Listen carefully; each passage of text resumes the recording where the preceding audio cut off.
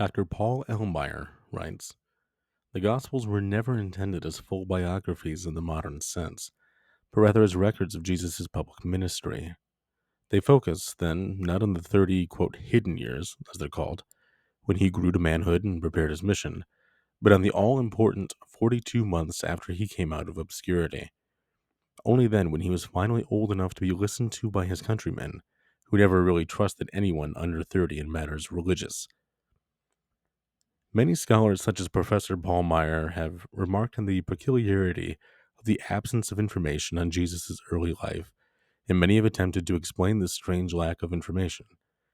We are given, without exaggeration, no canonical information regarding the intermittent years of Jesus' life between the ages of 12, according to Luke 2, verse 42, and, quote, about 30, in Luke 3, verse 23.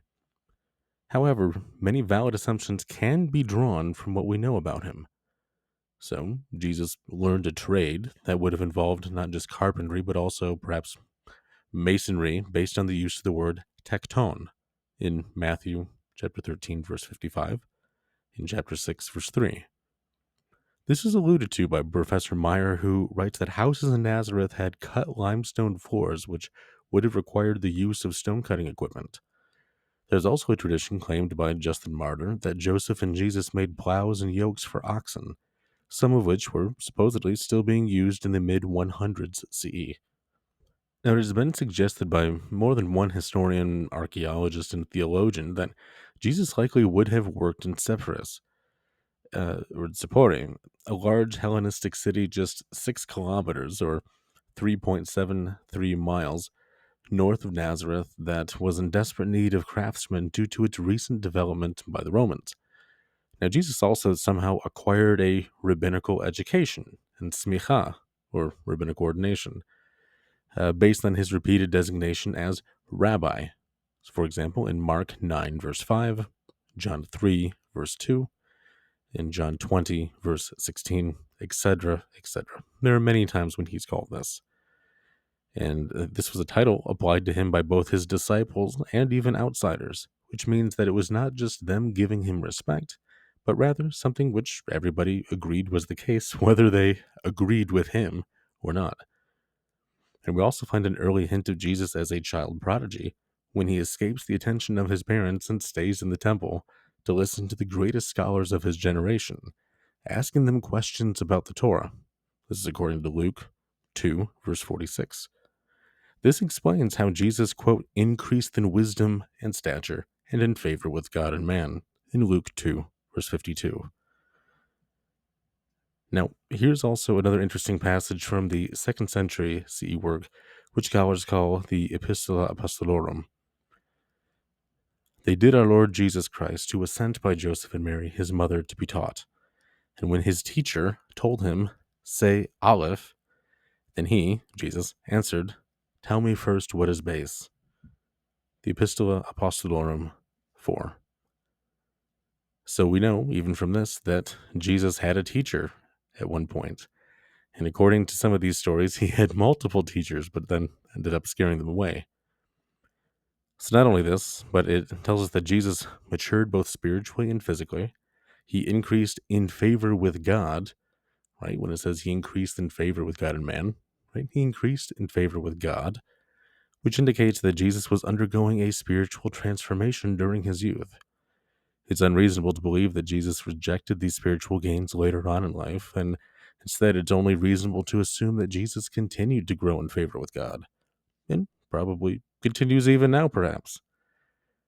Now, as we would say today, Jesus worked his way through college, right? Working as a tekton or a craftsman, right? We wouldn't say carpenter. He did more than carpentry, doing masonry work and etc.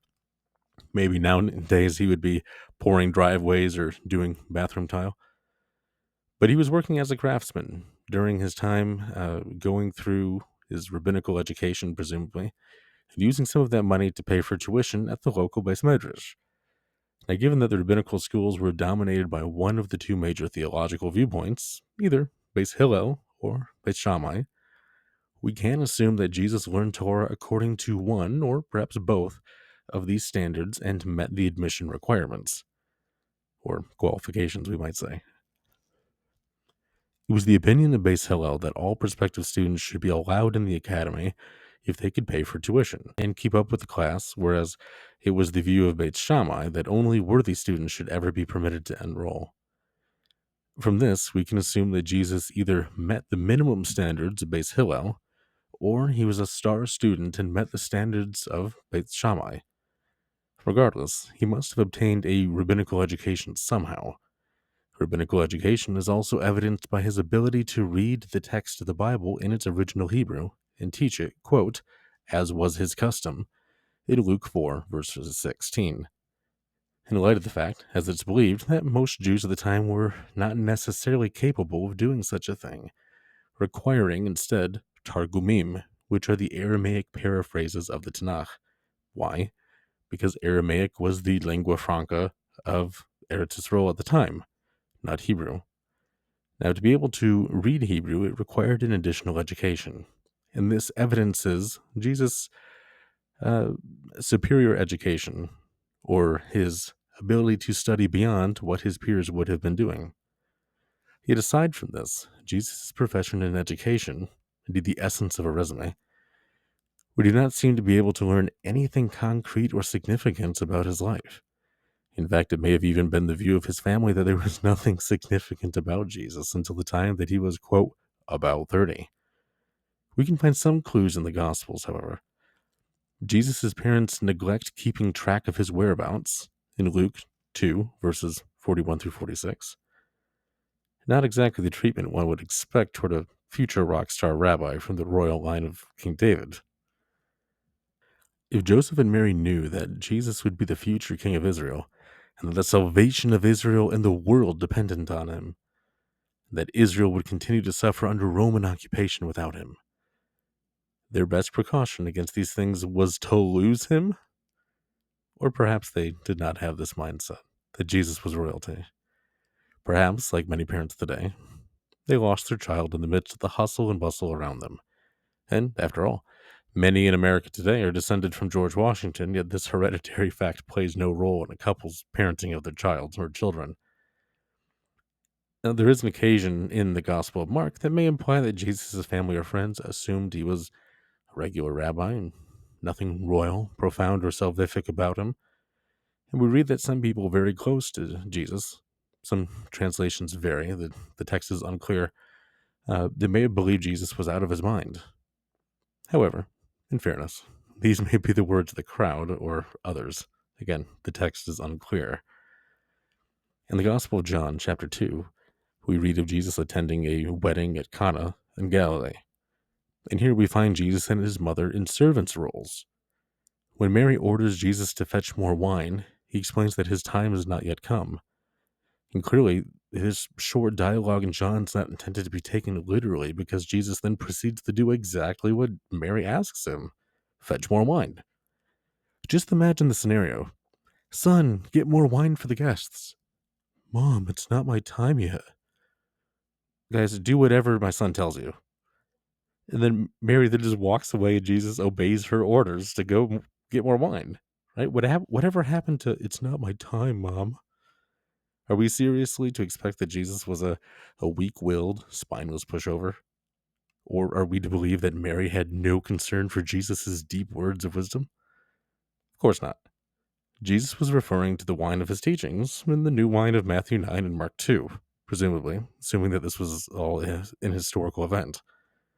Jesus seems to have interpreted his mother's request as an invitation to teach, possibly, but Jesus explains that his time to teach has not yet come, so maybe he wasn't even a teaching rabbi, maybe he had just received his smicha, maybe he was bashful and shy and didn't want to reveal himself, which we will find out later is actually the case, but we don't know if it's the case in this particular passage. However, it does say in John 2, verse 2, that Jesus came with his disciples. So was he coming with people who would later become his disciples, or people that were already his disciples? It's a little bit unclear. Although this is the Gospel of John that we're talking about, which is not always historically reliable, nor do I think that it ever was supposed to be historically reliable. I think it's much closer to a medrash than anything. However, it's more of an opinion than a fact. So then we're also, at the end of the day, we have to just ask ourselves, were they his students yet? Were they his friends yet? We don't know. But I do think it's a fair question to ask. At least, at the very least, did Jesus have friends? Right? We can back up a little bit. Did Jesus have friends?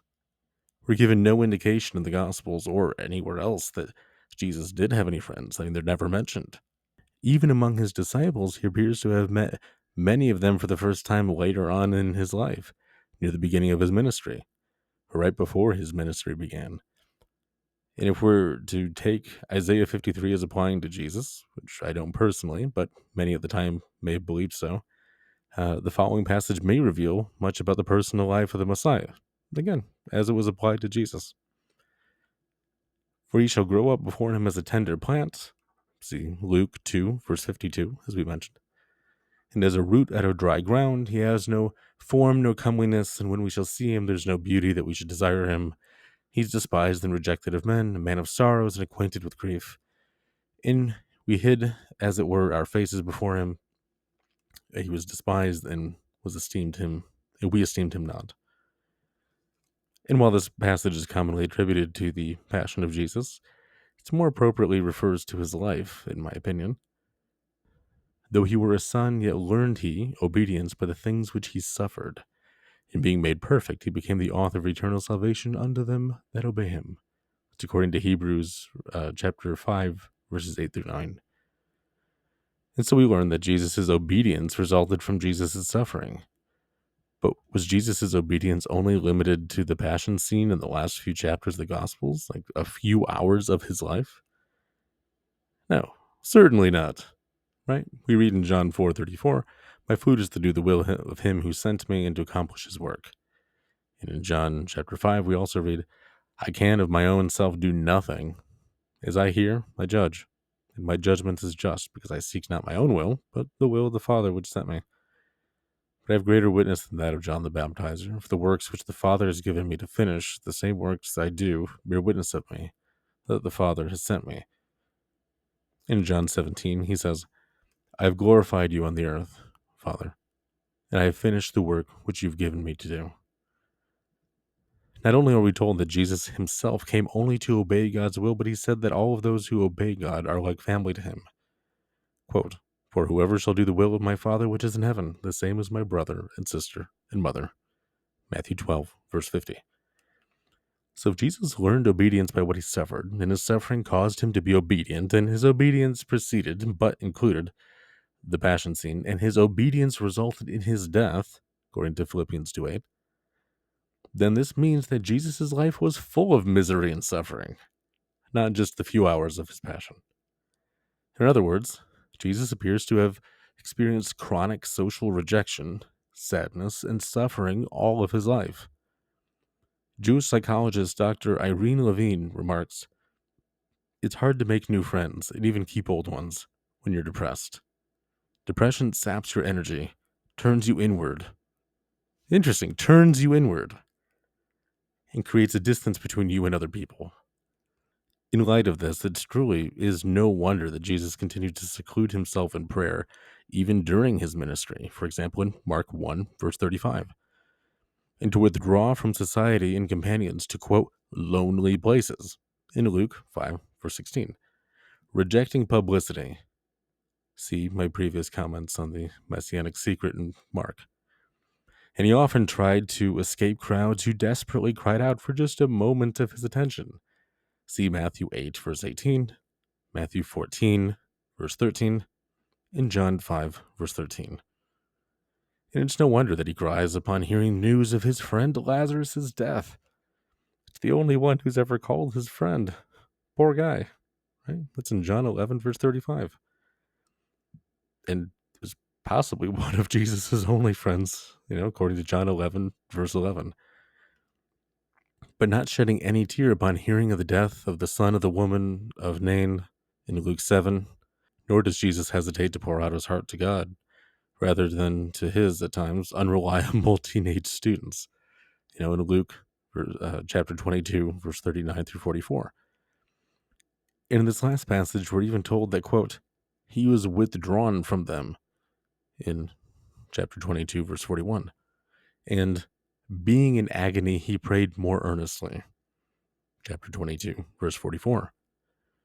And we're told that he had 4 brothers and at least 2 sisters in his family. Could have had 10 sisters, we don't know. It just says his sisters. And that's in Matthew 13, verse 55, in Mark 6, verse 13. Verse 3.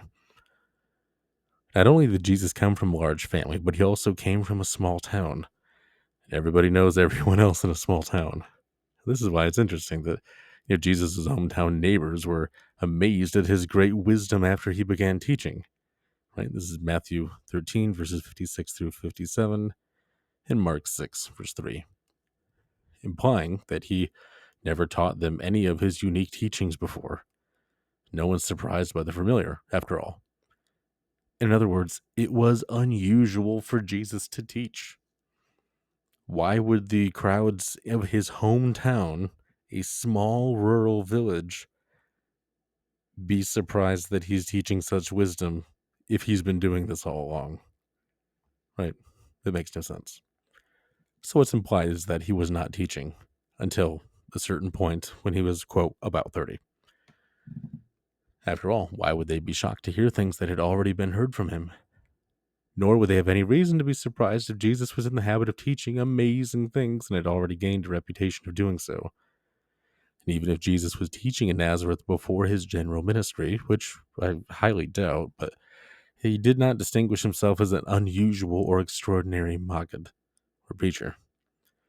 And therefore, by all accounts, Jesus appears to outsiders as an exceedingly average Jewish guy prior to his entrance onto the Judean social scene as a fiery preacher of repentance.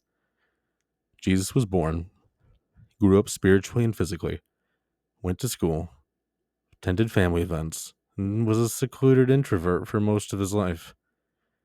He likely faced bouts of sadness, perhaps even depression, and general rejection from society. And if we're to apply the words of Isaiah to him, he wasn't all that handsome or popular. He was a tortured soul who often felt crushed by God. He was a nobody, a faceless figure in the crowd. He likely had few, if any, friends as a youth, and he focused his energies toward his religious studies.